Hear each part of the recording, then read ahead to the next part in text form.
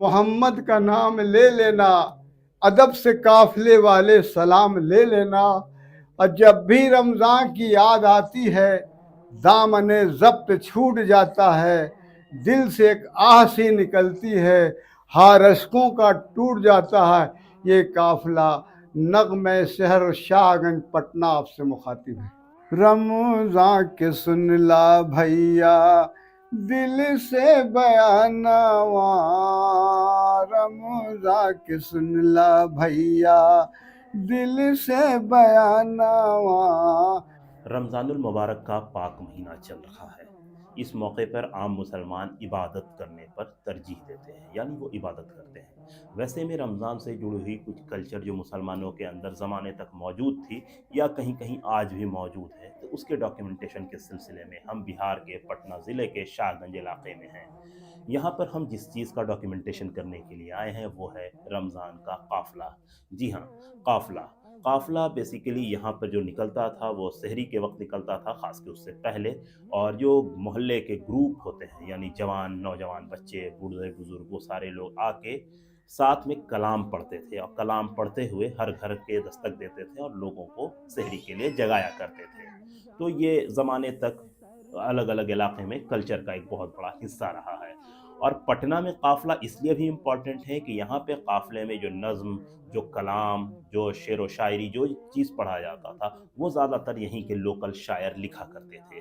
तो यहाँ पर हम बात करने के लिए मौजूद हैं ओवैस हाशिम साहब से, जिनके पास उस ज़माने का, यानी आज से 40-45 साल पुराना डॉक्यूमेंटेशन मौजूद है, जो कुछ तस्वीरों की शक्ल में है, कुछ ऑडियो की शक्ल में है, जो कई बार सोशल मीडिया पे वायरल भी होते रहता है। मैं बचपन ही से देख रहा हूँ अपने घर के लोगों को, ख़ास के मैं अपने वालिद साहब को और उनके जो साथ में रहने वाले लोग हैं। जब रमज़ान आता था तो उनकी जो सरगर्मियाँ हैं काफ़िले को लेकर के काफ़ी ज़्यादा बढ़ जाया करती थी। रमज़ान के महीने में जो काफ़िले का प्रोग्राम चलता रहता है, वो सिर्फ़ और सिर्फ़ मोमिनीन को वक़्त पर उठाने के लिए और उर्दू के फ़रोग़ के लिए ये किया जाता है। एक से एक शायर हैं, उसमें शायर अपना कलाम करते हैं और बड़े अच्छे से शेर सब उसमें कहते हैं ताकि लोग उसको दिलचस्पी से सुनें और उठें।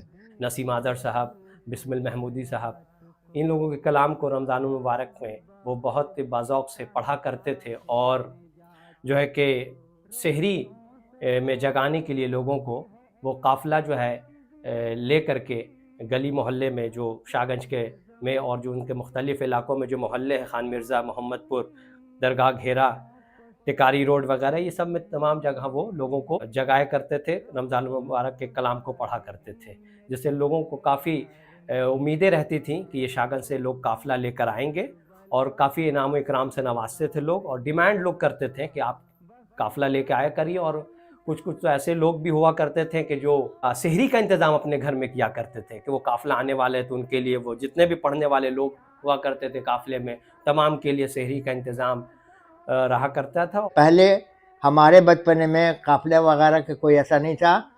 यहाँ 2-3 आदमी थे, राहत साहब थे, उनको बड़कू मियाँ कहते थे, उठते थे। उठने के बाद मोमिनो उठ जाओ, भोर हो गई है, मोमिनो उठ जाओ, भोर हो गई, सहर खा लो, सहर खा लो। दरवाजे पर नॉक करते थे और चल जाते थे। जब अंदर से आवाज़ मिल जाती थी उनको कि हम लोग उठ गए हैं, आप आगे बढ़िए।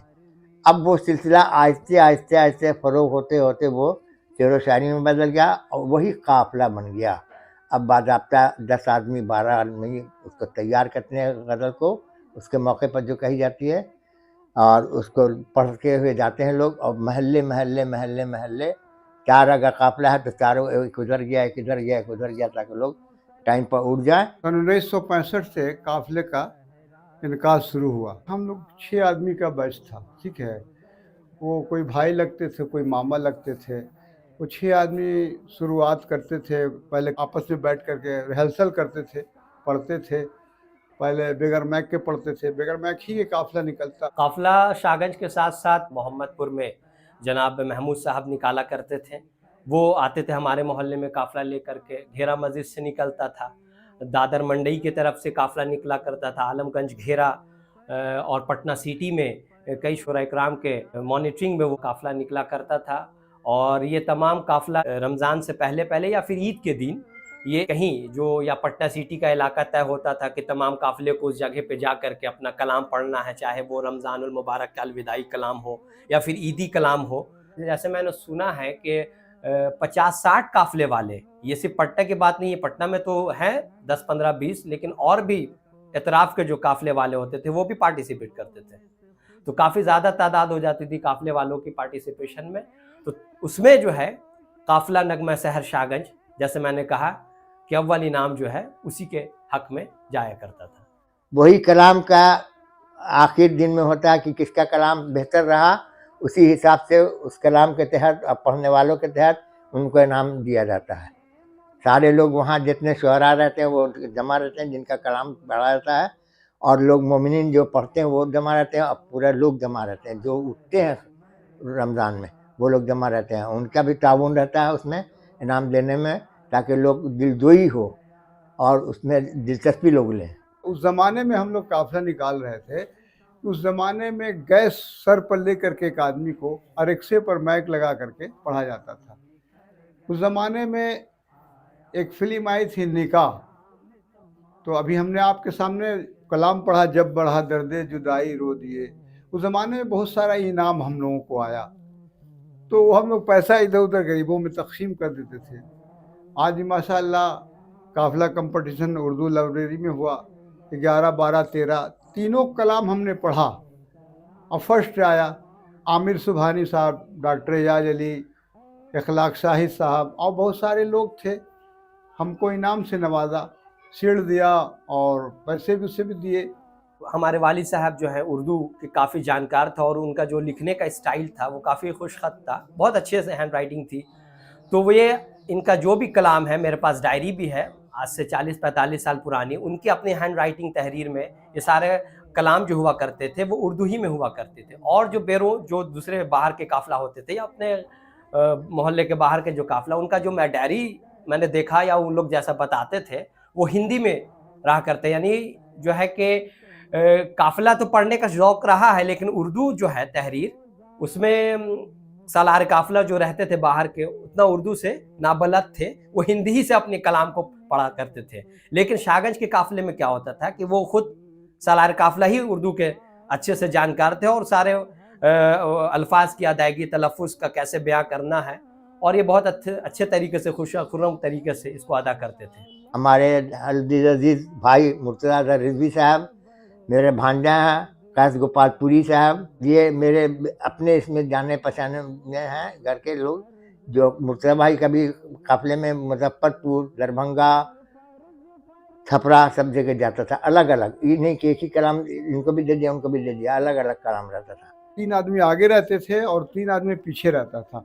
मेरे हासिम मामा थे, उनके बगल में हम रहते थे, कासिम मामा, मेरे भाई लोग थे, शाहिद आबिद थे, और उसके बाद आफ्ताब साहब थे। उसमें ऐलान किया जाता था काफ़िला नगमे शहर शाहगंज पटना की जानिब से काफ़िला ये निकाला जा रहा है। हम लोग यहाँ से दरगाह भी जाते थे, मोहम्मदपुर जाते थे, खान मिर्ज़ा भी जाते थे, और कंपटीशन में तो बहुत सारे जगह गए। दानापुर हुआ, आपके कंघैया टोला, बाकरगंज, मुहर्रमपुर, कहाँ कहाँ गए हम लोगों ने। अल्लाह का करम रहा कि फर्स्ट ही मारा। सन थोड़ा याद नहीं, बहुत पुराना वाक़या है।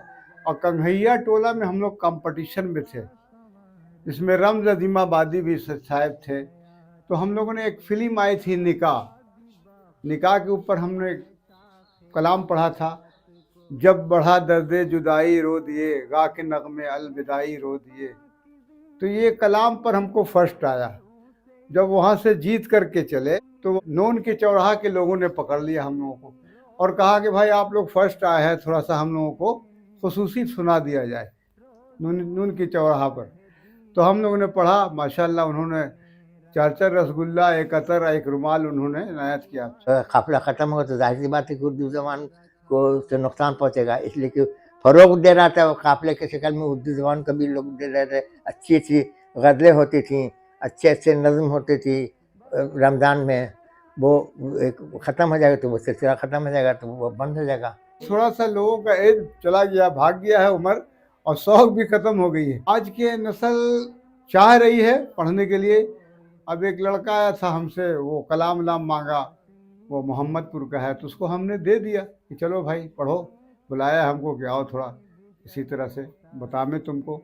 आवाज़ भी हम लोग काफिला पढ़ते हैं, अगर कहिए तो एकाक नगमा शहर सुना दिया जाए। नहीं तो हासिम साहब, हमारे दादा मूसा कलीम वारसी साहब, उनका कलाम लिखा हुआ है आमद, भोजपुरी कलाम है।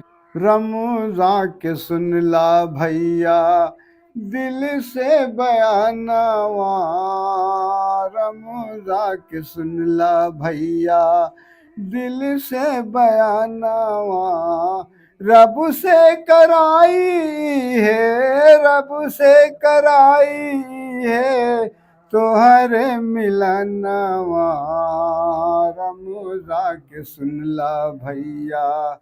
ये अलविदा पढ़ा जा रहा है, कलाम साहिल का है। जब बढ़ा दर्द जुदाई रो दिए, जब बढ़ा दर्द जुदाई रो दिए, गा के नगमे अलविदाई रो दिए, जब बढ़ा दर्द जुदाई रो दिए। कलाम ईद पढ़ा जा रहा है। इदरीस सदर आसनसोल के हैं। मुजदा है बहारी दाई है, हर जख्म जिगर खंदा होगा, मुजदा है बहारी दाई है।